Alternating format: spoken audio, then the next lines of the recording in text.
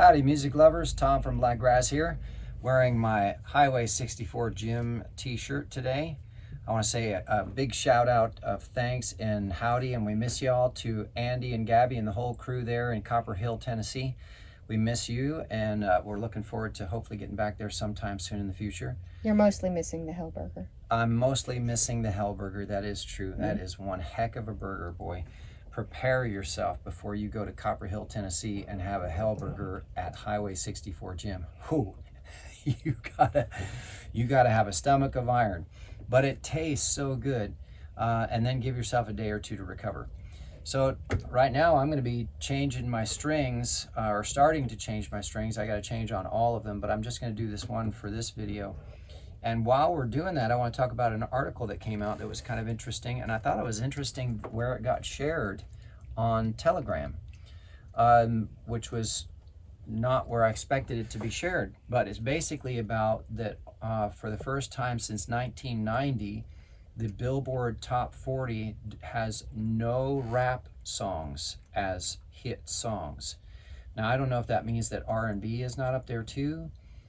Singers, you know, the Motown style or even the newer style or what. I haven't looked at it myself. I need to, but lately I find myself not paying a whole lot of attention to that because basically I'm just so busy doing everything else for growing Blakgraz, to be honest. But that caught my attention because I think that's a significant shift away from not that rap music is bad, but maybe from what a lot of folks have talked about, how the record industry and the rap music has been influenced by government agencies that are interested in dividing everybody and keeping, that way they can maintain control. And the way you do that is you change the culture, right? Any culture for that matter. And when you change the culture, well then if you keep them angry, you get to take advantage of the fact that they're angry. You know, politicians, judges, prosecutors, attorneys, even insurance companies, accountants, they all can't make a living if everybody is good at managing their affairs. So the best way to produce repeat customers is to have peace breakers, is what they call them. So when you generate peace breakers, well then now you're profitable and you're needed because the community is going to demand that you do something about it, right? That you crack down on crime and that you lock up criminals. Well, you got to lock them up somewhere, and so somebody's going to make money locking them up, and somebody's going to make money storing them and taking care of them, and somebody's going to make money off of all the prosecution, and judges are going to make money off of running the deals and running their birth certificate trusts and all that stuff too. So it's such big business, in fact, that if you look it up, you contact the U.S. Treasury, Department of Treasury, the courts in America alone generate $1 trillion in revenue a day. And the way they do that is by every case number that comes in becomes a CUSIP number that gets traded on the bond market out the back door of the court. You know, courts are like franchises. You can buy a court and you can own your own court. You can own several for that matter, but that's a different video. So the interesting thing about rap music for a long time now is it had been controlled by certain agencies and influenced by certain agencies to create violence and division, because then that violence and division is profitable to certain industries in this country, including privately owned prisons, privately owned courts, privately owned, housing projects. Not to mention, drug trade or arms trade or even human trafficking. I mean, every government on the planet is the biggest provider of all three of those terrible things: arms, illegal drugs, and human trafficking. Just look it up. But anyway, the point is, maybe people are finally waking up to the idea that songs that come at you that are negative, even just negative words or have negative meaning, are not good for you. It's not good for your community. It's not good for your mind. It's not good for your heart or your soul. And that's one of the main reasons that I started Blakgraz, was because I wanted to put songs out that empowered people. Even if it was somebody who went through a hard time, at the end of the song they learned something. They come from a place of learning and wisdom and power. Now they're empowered by the struggle that they went through. Some are really happy and some are not as happy as others, you know, but I always try to write stuff that encourages folks to look deep inside themselves and find that place where they feel empowered and that they can feel even just a little bit better, just a bit better.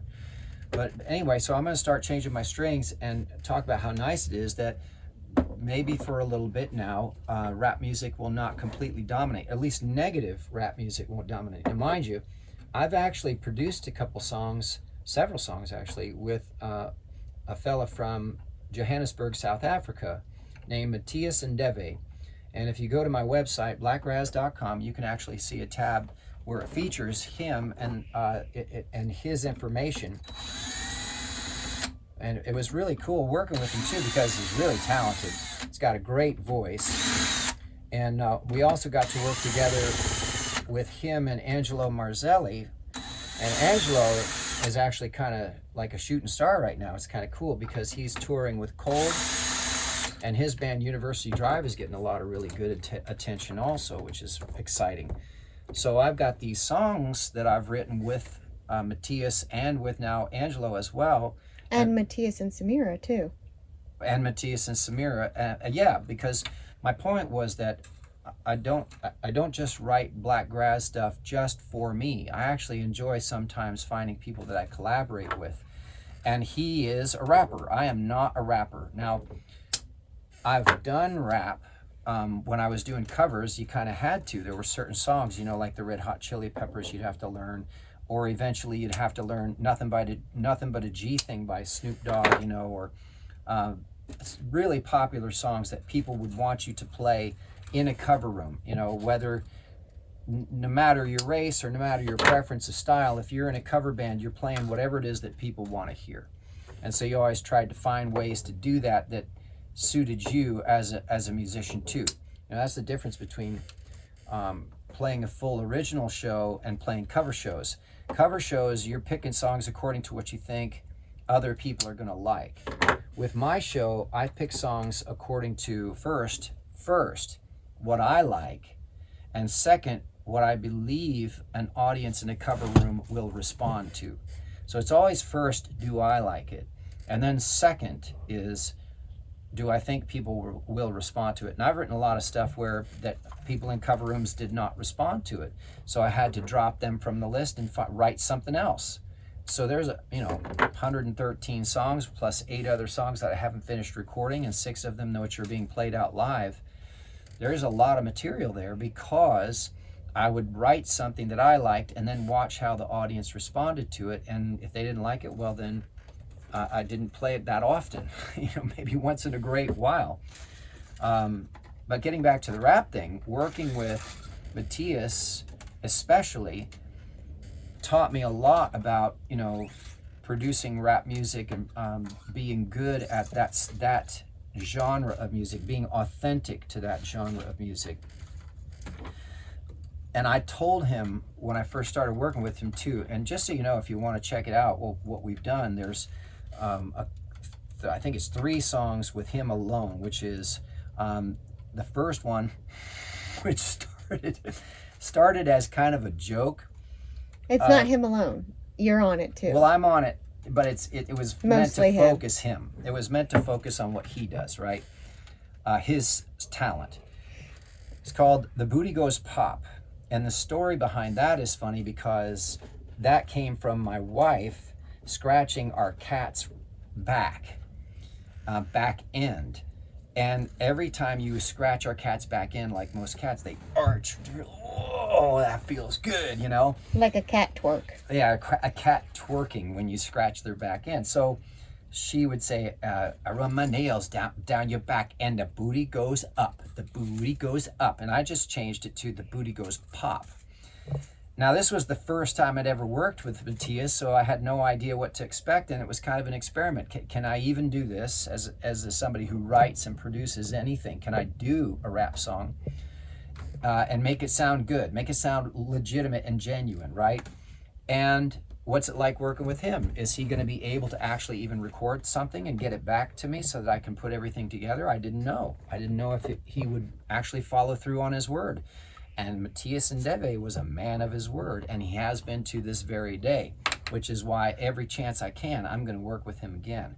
I would really love, just as a side note, to be able to bring him to the United States and have him play shows with me. And even better, I'd love to have him, Angelo, and Samira come and do all of their songs that I've recorded with all of them as part of a show. That would be fun. So anyway, that was the first one, Booty Goes Pop. Funny thing, another funny story about that song in particular, I was playing a distillery in San Antonio called Rebecca Creek, and there was this crazy couple who I ended up writing a song about called Blaine and Jen. They're hooping and hollering, and they thought they'd be funny because I said, if you request one of my songs, I'll play whatever it is that you want me to play. Well, son of a gun, they looked it up and they go, play Pop the Booty. And I'm like, I'm sorry, I don't do cover songs. And they said, oh, wait a minute, no. And they reread the title, The Booty Goes Pop. And I'm like, oh my gosh, I can't do that one, because I'm not near as cool as Matias, and he's in Johannesburg, South Africa. So unless we can get him online and have him basically webinar in or phone in his parts, I can't do that song live for you, so I apologize. That was the one time I made that promise that I wasn't able to keep it. So, however, you did at the end of it, when you were done performing, while you had some music playing, you put that song on for them to hear it. I did, and they couldn't believe that after I'd played all the other stuff that I'd played, the country, the blues, the classic rock, Americana, alternative stuff that I was doing, that I produced a rap song that sounded like a real rap song. And if I'm not mistaken, Jen actually put it on her workout list. Yeah. Her workout playlist. So well, I want to see cool. evidence. Jen, send us a screenshot, because I don't quite believe you. Yeah, Jen, send a screenshot so we can brag about that. But anyway, so that was the first song I did with him. Second song I did with him was called, because it went so well, now I was excited, it was called Just Trying to Make a Living. And Matias actually named that song. He put it in his rap, and I loved the hook so much that in my vocal parts that I put in, I decided that that was going to be the Just Trying to Make a Living. Just trying to find my way home. Please don't step to me, no, And in that one, actually, I do a little bit of a rap, but I'm not near as good as Matias. It was me just messing around, see if I could do it. But it came out kind of cool, and so I'm very proud of it. And Matias, of course, nailed it, hit it right out of the park. That guy's amazing. So if you get a chance, check out that song. Then that was when Matias had the idea to do a Linkin Park type style song, because he liked Linkin Park, and he knew that I could do rock, and so he's like, hey, let's do one that's kind of a Linkin Park. And I thought, well, shoot, I know exactly who I could get to sing the Linkin Park vocal part.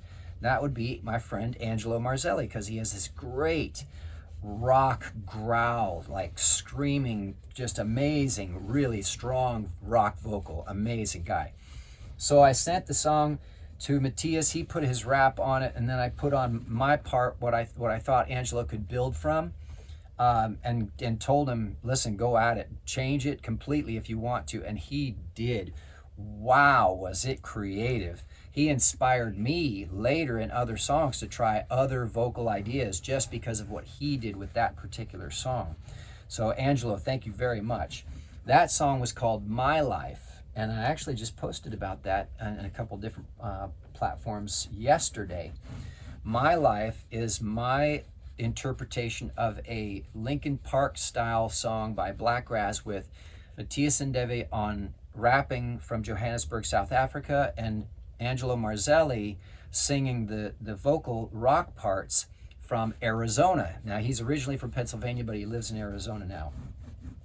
So that was really fun because it was a new experiment. The next one that I did with Matias really was just Matias.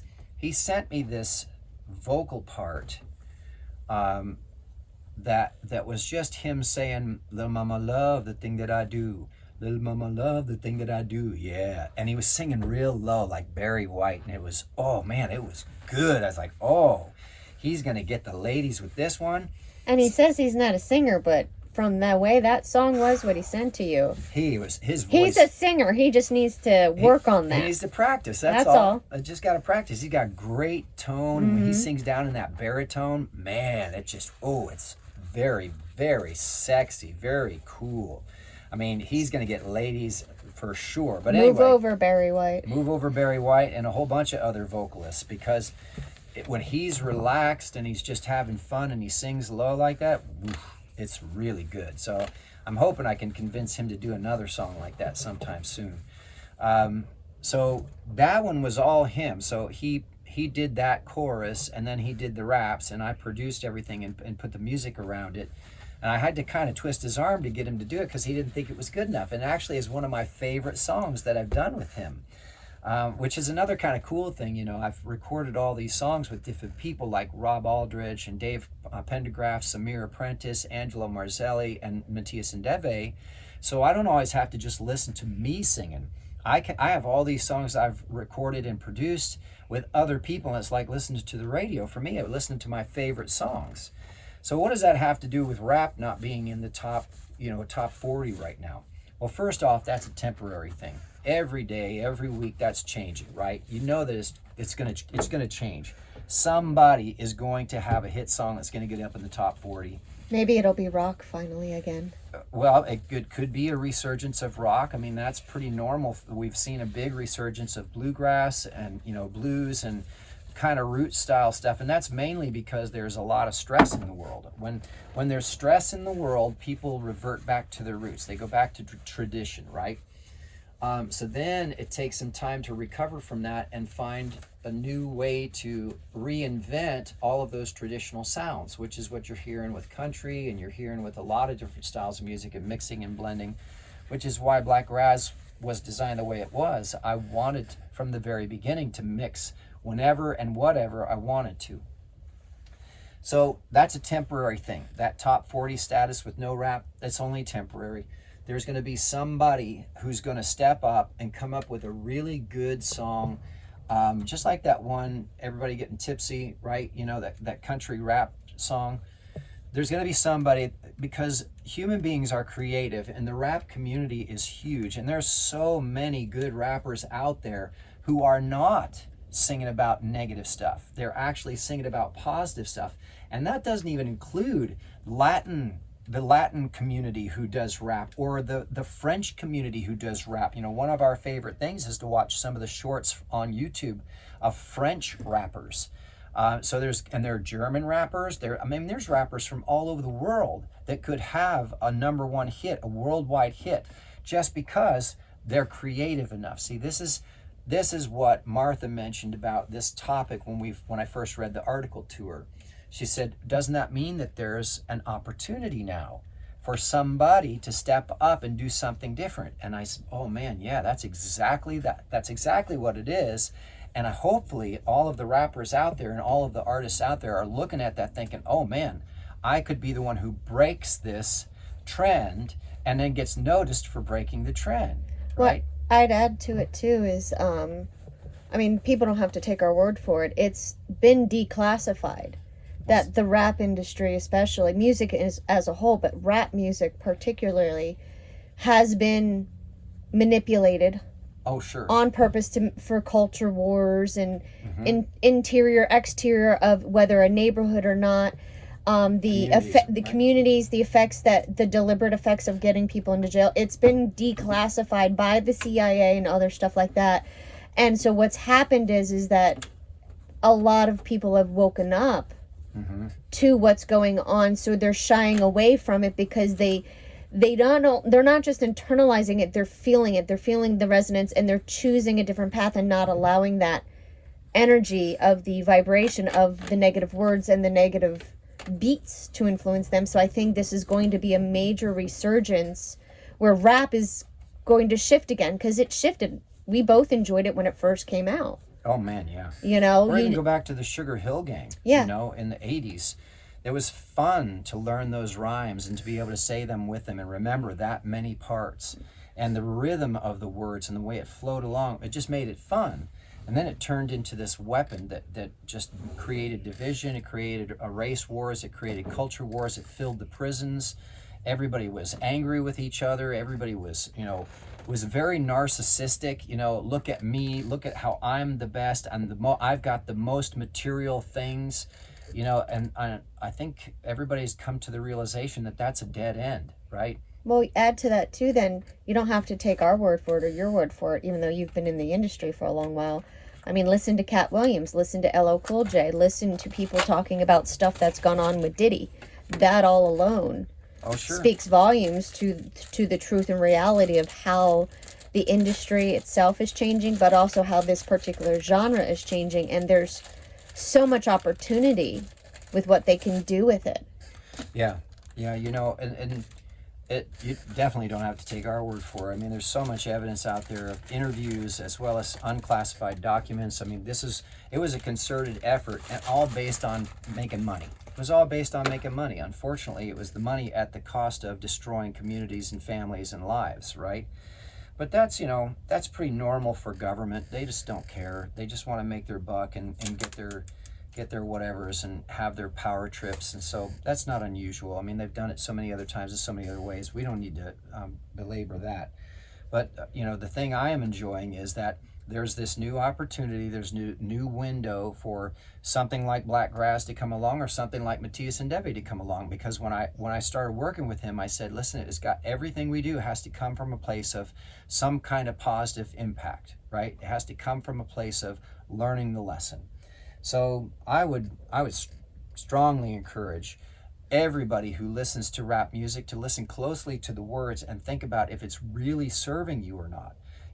I love rap music. I still remember all the words to Snoop Dogg, and even when I do sing those words, I have to be careful. A lot of the songs, even the Rolling Stones or old bands, that I love, the Eagles, or criminy sakes, Hotel California is specifically about the writing of the Satanic Bible, for crying out loud.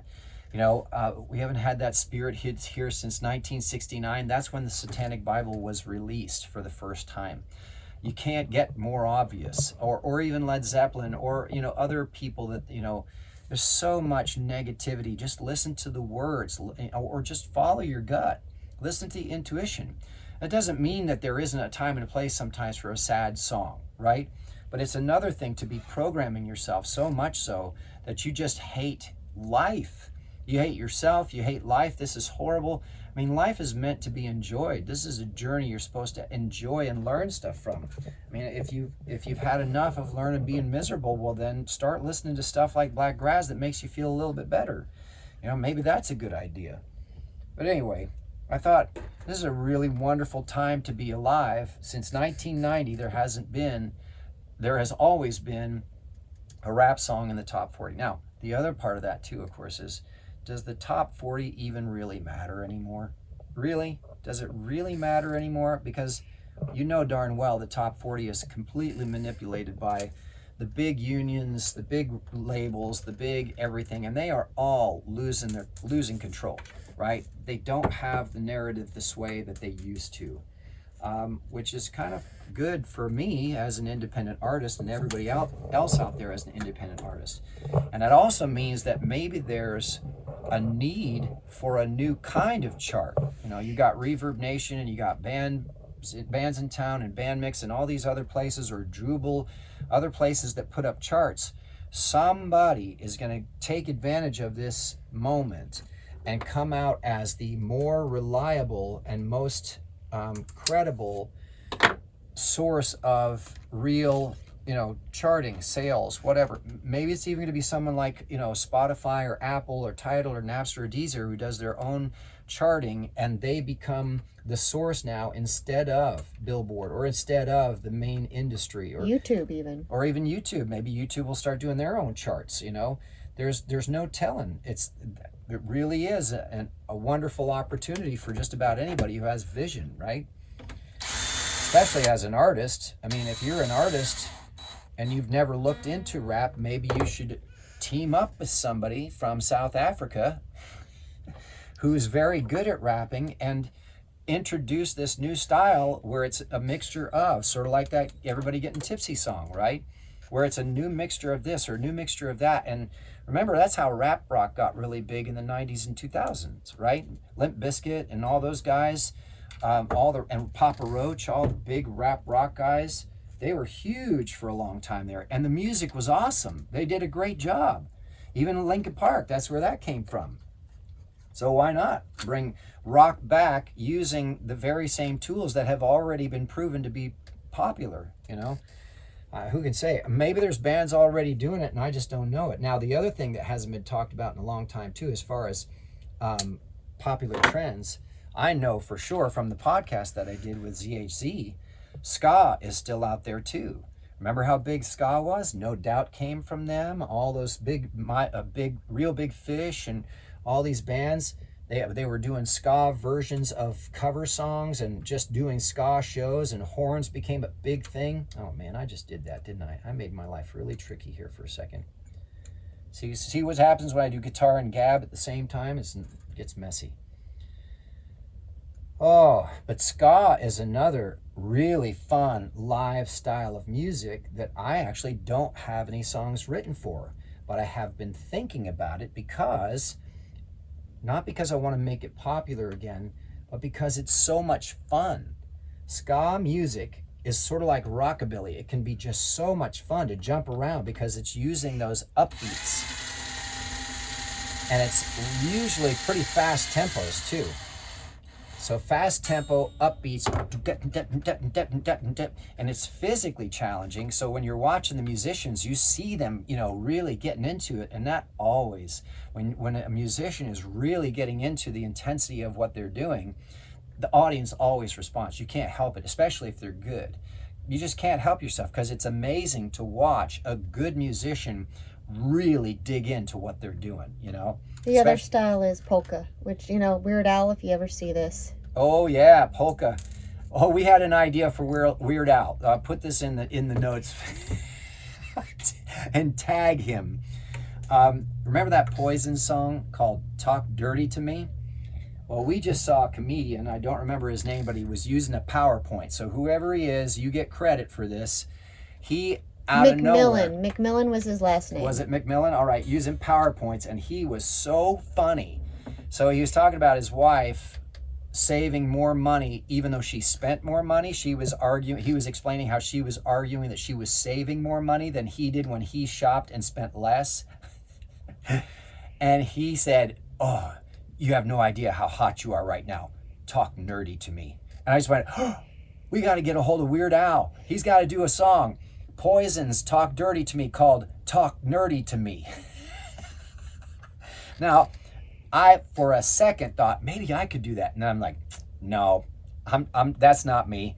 You'll play guitar for Weird Al, well, maybe. I'd be happy to make suggestions, but I'm going to leave that to the expert for the Talk Nerdy to Me. Because it's basically going to be a cover song of Poison's Talk Dirty to Me, but Weird Al is going to have to come up with the funny parts, right?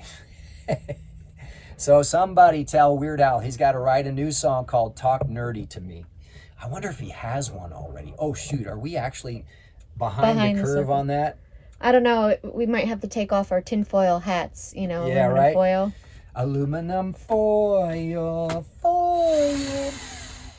Anyway, Weird Al, we love you. Thank you for not re-signing with your label. Yeah, thank you for showing us how you can be profitable on YouTube without a label. I appreciate that. Anyway, and thank you so much to everybody who's been watching, because we jumped up to 90 hours this time, so it's really cool. We're almost to 100 watch hours, which is really exciting. I thought it might take 10 years or something to make that happen, but it's not taking 10 years. It's really nice. Anyway, so there you go. Rap is taking a back seat to other styles, and I need to look and do some homework and see what those other styles are, and then promote the songs that I've already written that fits those styles, because I've got 113 songs in 11 different styles, including Zydeco. If y'all are watching and you didn't know that I have all these different styles, yeah, I've got a lot of stuff. Though some of my favorites as far as the collaborations, like I said, Matias' song Little Mama is one of my favorites, and he does rap on that one. But Samira's songs are actually some of my most favorite collaborations, not just because her voice is so beautiful, but because the songs were so strong. Like Tonight Is All Your Life. Oh man, what a great, just a great dance song, you know. I want to call it a pop song, but it's really just a dance fun song. Kind of techno, but not hardcore techno club. It's more dance club, yeah. Not really club like it's got more real drum to it. But then the other one that she did with Matias, Someone Someday, now they did most of the work on that song. All I did was just kind of put it all together. They actually wrote that song, Matias and Samira, and they were kind enough to include me in it. That is a beautiful R&B song. Now that one's about kind of heartbreak and getting over the heartbreak. But that's also one of my favorites to listen to because her voice is so beautiful and the song is beautiful. Then we did another one with her. Lost and Found? Lost and Found, yeah, that's the real slow trance one. And that's really fun to listen to when you're just trying to relax. It's long. It's like 7 or 8 minutes long. And it's just, again, really pretty acoustic and trance style song. There's a particular song style or artist that you modeled after that, and Well, she was electroacoustic. Oh,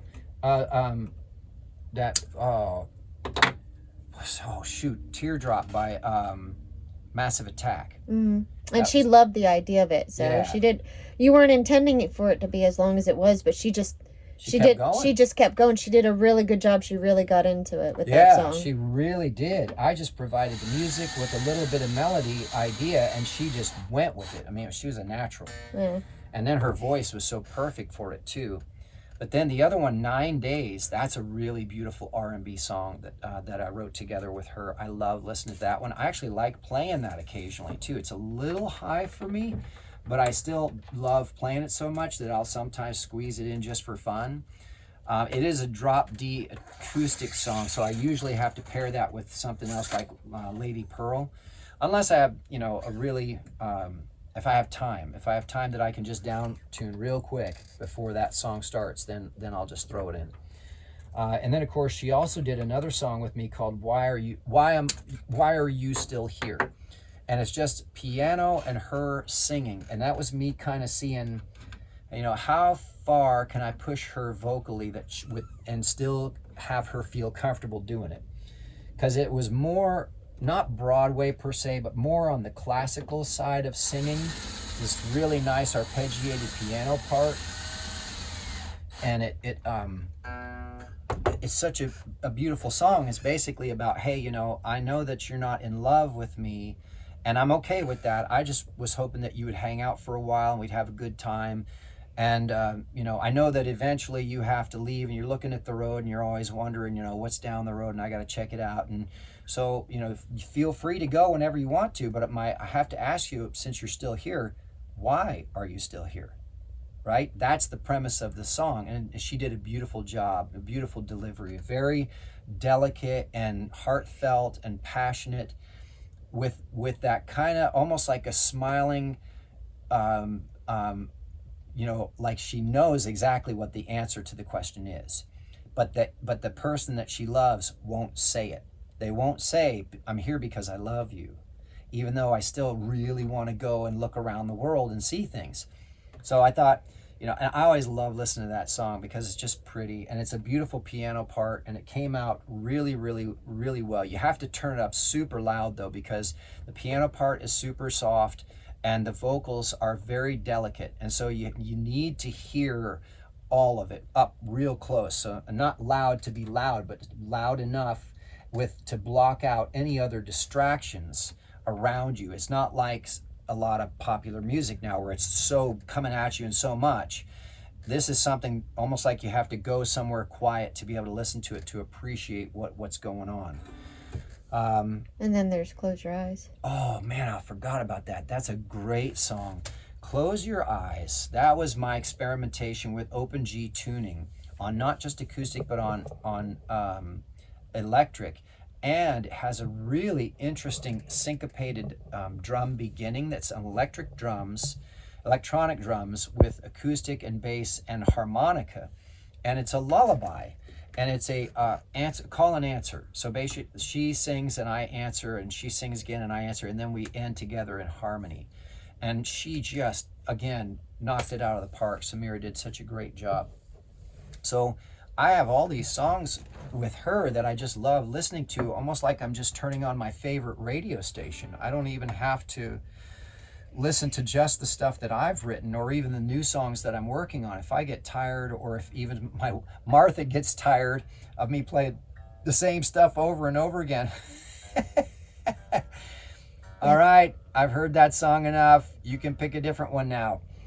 All I have to do is to go back into stuff I've written with Samira, or the rap stuff with Matias, or the rock stuff with Angelo, or the country stuff with Rob and Dave, and I feel wonderful. I don't have to feel like I'm just listening to the same thing over and over again. You know, that's one of the things we're finding with creating all these new videos like this guitar and gab stuff, or putting up the new videos for each song. We've got a ton of content, and I hope that y'all are discovering that, because when you go and look at Blakgraz on Spotify and you see how many songs there are, it's funny too, because I'll go to post something up in TikTok and I want to tag one of my songs on it, and I'll start scrolling through my songs, and I was like, oh my gosh, I've got a lot of songs up there. Now, so that's just the songs. Now imagine making shorts from each of those songs. Imagine making, lyric videos. Imagine making music videos. Imagine doing guitar and gabs for each of those songs. I mean, there's 113 songs at this point. I could stop recording music, which is impossible for me. I could stop writing right now and stop recording, which will never happen, but I could, and we would never run out of content. Even if I stopped doing guitar and gab and touring behind the scenes stuff, because there's so much out already that we could just use and do different and add different parts, that explanation videos of the songs. Yeah, anyway, you can see what I'm getting at. So there you go. The Billboard Top 40 does not have rap. It's a huge window for anybody who wants to take advantage of it. Strings on Tiffany are new again, so she feels like $1 million. Thanks everybody for tuning in. If you haven't already, please subscribe to the channel or give a thumbs up. Also, this is really cool. We have actually CDs available on Elastic Stage, print on demand. And we also have all kinds of different merch, not just t-shirts, lots of different types of merch available on Zazzle.com for print on demand. And at live shows, we have our handmade t-shirts and beer koozies. So come out to a live show, not only for the great merch, but also you get to hear the songs that are not finished being recorded and are currently being market tested right now. But please also do me a huge favor and check out my latest release, You Will Be Amazing. That's out now on every streaming platform and will soon be up on my website as well. And if you have any questions or comments or suggestions, make sure you make them down below. And was there something else you wanted me to mention? Well, just follow on social media. I mean, we're constantly posting. We're everywhere. TikTok, Instagram, Facebook, YouTube. I mean, obviously, because that's where this is, but we're doing the shorts and stuff. But commenting, anybody who comments, it's us writing back to you. I mean, it's... Oh, and don't forget Telegram, too. Blakgraz Music on Telegram. X, yeah. And now, obviously, well, Reverb Nation, Bands in Town, all of that stuff, too. Now, the other thing, too, is I started experimenting with this new app called VK for folks in Russia, of all things. Now, the funny thing is I can't read anything they're saying. I always have to get it translated. But there's some really nice people who like good music in Russia. It's really kind of cool. So I've started using that, and it's actually really nice. People are actually responding positively to my songs, which I thought was really pleasant, since, supposedly we all don't like each other or whatever. But anyway, in the meantime, thanks for watching this far, especially watching me change the strings on Tiffany. So she's feeling better, and I hope to see y'all at a show real soon.